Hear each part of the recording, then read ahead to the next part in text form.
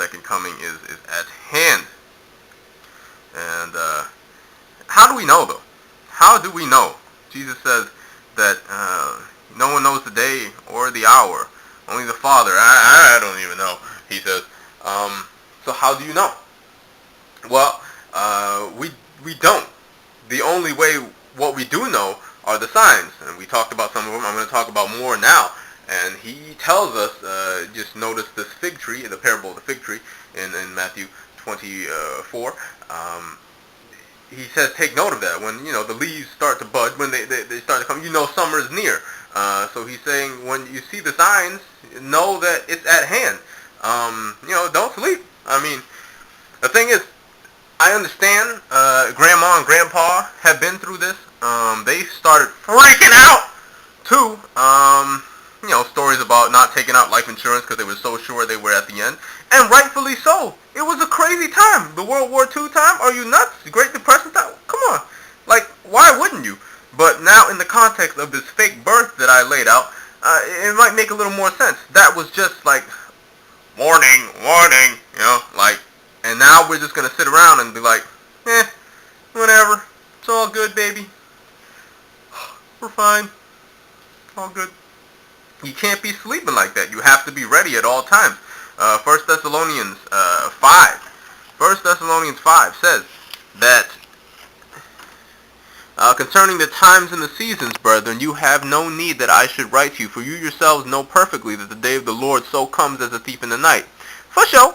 But for when they say peace and safety, we'll get back to that, then sudden destruction comes upon them as labor pains upon a pregnant woman. We talked about that. And they shall not escape. But you, brethren, my brothers, are not in darkness, so that this day should overtake you as a thief. You are all sons of light and sons of the day. We are not of the night nor of darkness. Therefore let us not sleep up and get drunk and have all fun, sin, crazy stuff. Yeah.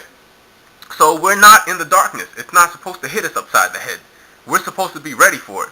So, why would Jesus even bother doing all of it discourse? Why would he even talk about this stuff and tell us the signs? The apostles asked him, like, what's the sign of the end, the times, and all this stuff? And he told them. But, I talked to my wife about this. She's like, but how do you know? How are you sure this is it? Well, the only way to be absolutely sure, aside from these signs, these signs are just like, hopefully just waking you up. But what we're looking for, there's only one sign to be looking for. And we will only know, be absolutely sure, and we will know who the Antichrist is when the abomination that causes desolation happens. What the heck is that? I don't know what that is. And now a lot of people who go around, Tim LaHaye fans and all you rapture ready folks, there are a lot of false teachings on either side, but whatever. The problem I'm looking at here is that they think you're going to be zipped up into Never Land and just escape all this, and we won't even see who the Antichrist is. And it's crazy because in 2 Thessalonians, here I go again.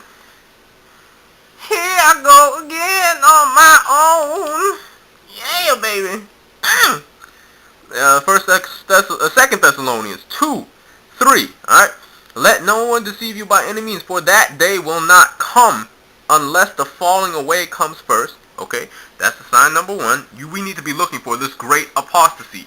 People in your church pews are just going to be like, ooh, I'm out. Peace. This is stupid. I knew it was stupid to begin with. And the second part. And the man of sin is revealed, the son of perdition, who opposes and exalts himself above all that is called God, or that is worshipped, so that he sits as God in the temple of God, showing himself that he is God. Don't you remember these things when I was still with you? I told you these things. We'll get into all that. But anyways, listen, we need to, that's how we're going to know. That's when we're absolutely sure. What he just described right there was the abomination that causes desolation. Okay, we'll break it down. Okay, you probably know what an abomination is. Most sin is an abomination to God, right? But this is something where, like he just described, he's setting himself up as God in the temple of God and declaring himself to be God. And by him doing this in the temple, it leaves the temple desolate as far as worshippers and the original people who were there. They're like, oh, heck no, he did not just say, I'm off this, please. That's what's going to happen. So that's when we are absolutely sure, and we know that is the man of sin. And yeah, we all about to die. But so number one big kaboom shiba duba is the apostasy, and then that. Now let's paint this UFO picture a little more clearly and just try to frame it in the context of the end times, the picture that we've always seen to happen. Okay, here's how it's going to go. Now, if you look at, we talked about the fake birth. Another thing that was big and exploded during the World War II times was this UFO phenomenon, beginning with Roswell. Okay, and it just continued to escalate, and it's the sightings, reports of abductions, things like that are just they're exponentially growing now, and to a ridiculous number of accounts. Me personally, every 1 out of 20 people that I talk to had say they have seen a UFO, and go back to the other video and before I continue with the UFO stuff, please look into it. Don't just dismiss it as whatever. We're talking about pilots. We're talking about NASA astronauts now saying this stuff, and just all the excuses, all the reasons they say it's all lies and people just hallucinating and all that stuff. It's been debunked. It doesn't make any sense. Like, you're going to tell a pilot and an astronaut they don't know the difference between a weather balloon and something that's a football field long, hovering silently and moving like no other craft in the history of man? Get out of here, man. But the point is, and did these UFOs exist prior to then? Yes, and I showed you little clips of that throughout civilization, and what they've always posed as, what they've always purported and pretended to be were our gods, like literally gods. It's not a matter of, looking back as an atheist, I was like, everybody just makes up gods. Man created God. God didn't create man. So you're making up your images to make up this image of God and to fulfill some need that you have. But that's not the case. These were literally beings that came down and pretended to be your gods, and they saw the supernatural aspect that they brought, and that's how they just fell on their knees and bowed down to these folks. Everything from Quetzalcoatl in Mexico, and just everything, Hercules and all those dudes. Just going back through history, but. Anyways, the point I'm trying to make is that the supernatural has been taken out of the picture, and purposely, and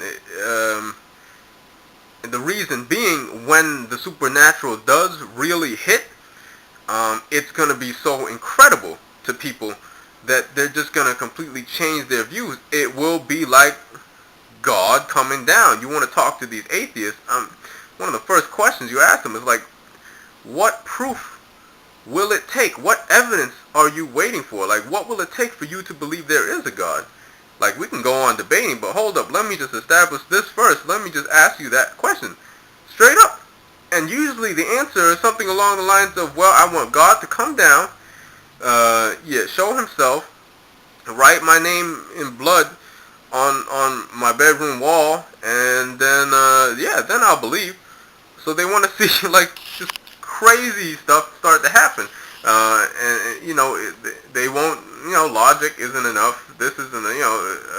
So many things aren't enough. They are looking for that. Now, imagine that does happen. Something so profound does happen, and in the history of man, in modern history, I mean, in ancient civilizations, you see stuff like that, and the sun god Ra descending on his flying disc and things like that, were how they reported the events.